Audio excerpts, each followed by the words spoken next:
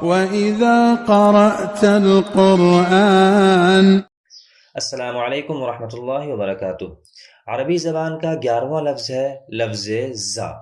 یہ لفظ لکھنے میں را کی طرح ہوتا ہے، لیکن ایک نقطے کا فرق ہوتا ہے۔ را کے اوپر کوئی نقطہ نہیں ہوتا ہے، اور اسی را کے اوپر اگر ایک نقطہ لگا دیا جائے تو وہ زا کہلاتا ہے۔ مخرج اور ادا کرنے کے لحاظ سے یہ لفظ بہت آسان ہے۔ سامنے کے اوپر اور نیچے والے دانتوں کے درمیان، یہ ہمارے اوپر والے دانت ہیں، یہ نیچے والے دانت ہیں، ان دونوں کے درمیان زبان کی نوک لگا کر لفظ زا ادا کرتے ہیں۔ اس کے ادا کرنے میں آپ جتنا پریشر لگائیں گے اور جتنی قوت لگائیں گے اتنا ہی یہ صاف اور بہتر طریقے سے ادا ہوگا۔ جیسے زلزلہ، زلزلہ، جتنی زیادہ قوت لگائیں گے اتنا بہتر ادا ہوگا۔ زلزلہ۔ زا کے بعد آتا ہے لفظ سین۔ سین اور زا کا مخرج ایک ہی ہے، دونوں ایک ہی جگہ سے ادا ہوتے ہیں۔ زبان کی نوک سامنے والے اوپر اور نیچے کے دانتوں کے درمیان لگا کر لفظ سین ادا ہوتا ہے۔ سین، زا، یہ اوپر کے دانت، یہ نیچے کے دانت، یہ آپ کی زبان کی نوک، ان دونوں دانتوں کے بیچ میں زبان کی نوک لگا کر لفظ سین اور زا ادا ہوتے ہیں۔ جیسے بسم اللہ الرحمن الرحیم، بسم اللہ، بسم اللہ۔ اذا زلزلت الارض زلزالها، زا سین بالکل ایک ہی مخرج ہے اور ایک ہی جگہ سے ادا ہو رہے ہیں۔ 13واں لفظ ہے لفظ شین۔ سین اور شین لکھنے میں ایک جیسے ہوتے ہیں، صرف نقطوں کا فرق ہوتا ہے۔ اگر یہ دونوں لفظ اکیلے اکیلے لکھے جائیں گے تو ان میں 3 شوشے ہوتے ہیں اور اس کے بعد ایک آدھا گولا ہوتا ہے۔ اسی طرح شین میں بھی یہی ہوتا ہے، لیکن شین کے اوپر 3 نقطے ہوتے ہیں۔ اگر ان کو ملا کر لکھا جاتا ہے اور ان کے بعد کوئی لفظ آتا ہے تو ان کے صرف نقطوں کو باقی رکھا جاتا ہے، یہ 3 اٹھے ہوئے شوشے باقی رکھے جاتے ہیں اور ان کے گولے کو غائب کر دیا جاتا ہے۔ مثال کے طور پر ہم دیکھیں بسم اللہ الرحمن الرحیم، بسم اللہ میں با کے بعد سین ہے، اس کے یہ شوشے ہیں اور اس کی گولائی کو غائب کر دیا گیا ہے۔ ایسے ہی شین، اعوذ باللہ من الشیطان الرجیم، من الشیطان الرجیم میں شین ہے، اس کے گلائی کو ختم کر دیا گیا ہے اور اس میں شوشوں کے ساتھ 3 نقطے بھی ہیں۔ اس کے ادا کرنے کا طریقہ بہت آسان ہے۔ ہم نے اس سے پہلے جیم ادا کیا تھا۔ جیم کا مخرج آپ کو یاد ہوگا، زبان کے بیچ والا حصہ، بیچ زبان تالو سے مل کر جیم ادا ہوتا ہے۔ بالکل یہیں سے اسی مخرج کے ساتھ لفظ شین ادا ہوگا۔ شین، بیچ زبان تالو سے مل کر شین ادا ہوتا ہے۔ سین اور شین کے بعد آتا ہے لفظ صاد۔ صاد کا مخرج زبان کی نوک سامنے والے اوپر اور نیچے کے دانتوں کے درمیان لگا کر لفظ صاد ادا کرتے ہیں۔ یعنی سین اور زا کا جو مخرج تھا وہی مخرج صاد کا ہے۔ اس کا مخرج تو ایک ہی ہے لیکن ادا کرنے کا طریقہ بالکل الگ ہے۔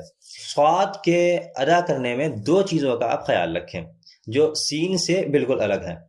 صاد پر ہوتا ہے، سین باریک ہوگا اور لفظ صاد ہمارا پر ہوتا ہے۔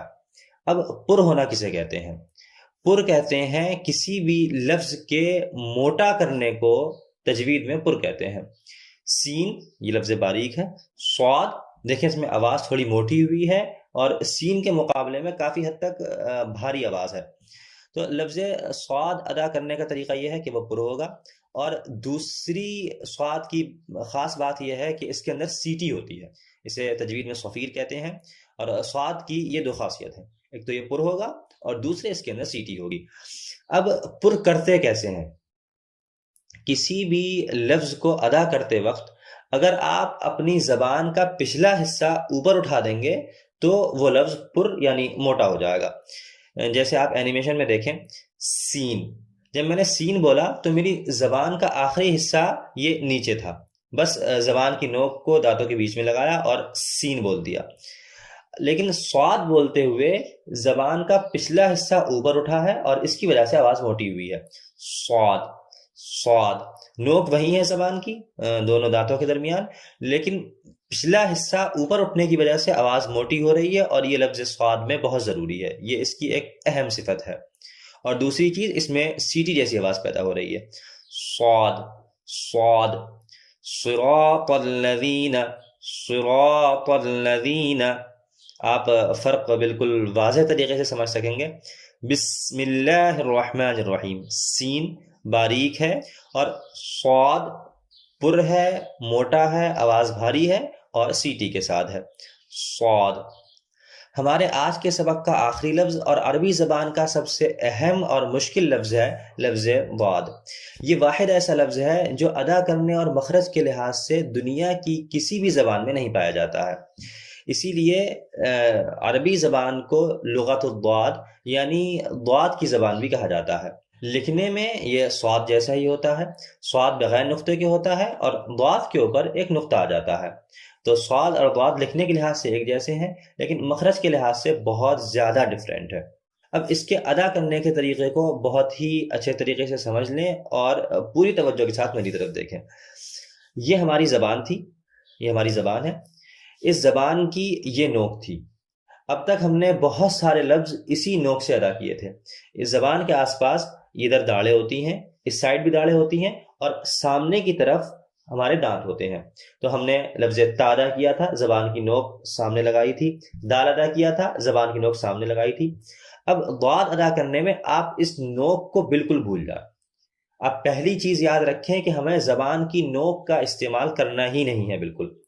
اگر زبان کی نوک استعمال کریں گے تو آپ لفظ ضاد کو اس کے مخرج سے ادا نہیں کریں گے اور وہ کبھی بھی ٹھیک سے ادا ہوگا ہی نہیں۔ تو یہ ہماری زبان ہے، یہ زبان کی کروٹ ہے۔ ادھر داڑیں ہیں اور اس طرف بھی داڑیں ہیں، دونوں طرف زبان کی کروٹ سے داڑیں ہوتی ہیں۔ یہ زبان کا کنارہ ہے، یہ زبان کی دوسری طرف کا کنارہ ہے۔ یہ میری زبان ہے اور اس کا یہ کنارہ، ایسے ہی اس طرف کا یہ کنارہ۔ اس کنارے کو اوپر داڑوں کی طرف لگا کر لفظ ضاد ادا کرتے ہیں۔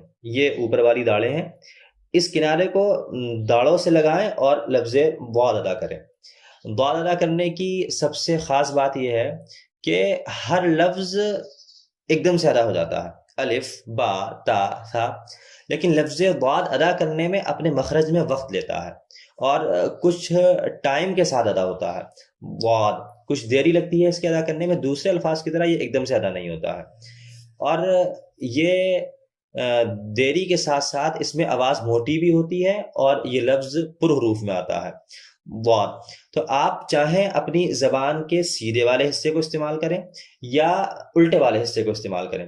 یہ زبان کے کنارے کو اوپر والی داڑوں کی طرف الٹی طرف سے لگائیں یا زبان کے کنارے کو اوپر والی داڑوں کی طرف سیدھی طرف سے لگائیں، جس میں آپ کو سہولت ہو۔ بعض لوگوں کو سیدھی طرف سے ادا کرنے میں سہولت ہوتی ہے، بعض لوگوں کو الٹی طرف سے ادا کرنے میں سہولت ہوتی ہے، لیکن ایک بات اچھے طریقے سے یاد رکھیں، اس میں زبان کی نوک کا استعمال نہیں کرنا ہے۔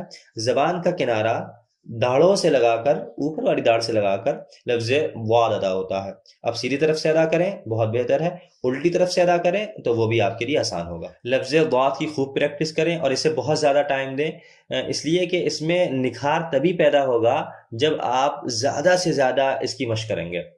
مخرج کو یاد رکھیں، زبان کا کنارہ داڑھ پر لگائیں اور ادا کرنے میں تھوڑا وقت لیں، تھوڑا ٹائم دیں ضاد، اور اس کو پر کریں جس طریقے سے ہم نے صاد کو پر کیا تھا زبان کے پیچھے والے حصے کو اوپر اٹھا کر، اسی طرح ضاد میں بھی زبان جس جگہ رکھی ہوئی ہے بالکل ایسے ہی رکھی رہنے دیں، اسے اٹھا کر داڑوں سے لگا دیں اور اس کے پچھلے والے حصے کو بھی تھوڑا اٹھا دیں، جس کی وجہ سے یہ پر ہوگا اور اپنے مخرج سے ادا ہوگا۔ غیر المغضوب مغضوب علیہم ولا الضالین ضالین ضاد۔ آج ہم نے زا سیکھا، زا اذا زلزلت الارض زلزالہا۔ سین سیکھی، بسم اللہ الرحمن الرحیم۔ شین سیکھا، اعوذ باللہ من الشیطان الرجیم۔ اس کے بعد لفظ صاد سیکھا، صراط الذین، صراط الذین، سیٹی ہوگی اور پر ہوگا، صراط الذین، اور اس کے بعد ہم نے ضاد سیکھا، ضالین غیر المغضوب علیہم۔ لفظ ضاد یا صاد یا کسی بھی لفظ کی پریکٹس کے لیے ہمارے واٹس ایپ نمبر پر براہ راست رابطہ کریں، انشاءاللہ آپ کو مشق کرائی جائے گی اور ہماری طرف سے آپ کا پورا تعاون کیا جائے گا۔ اللہ تبارک و تعالی سے دعا ہے کہ قرآن کریم کے مخارج کو ہمارے لیے ادا کرنا آسان فرمائے اور قرآن کریم پر عمل کرنے کی توفیق عطا فرمائے۔ السلام علیکم۔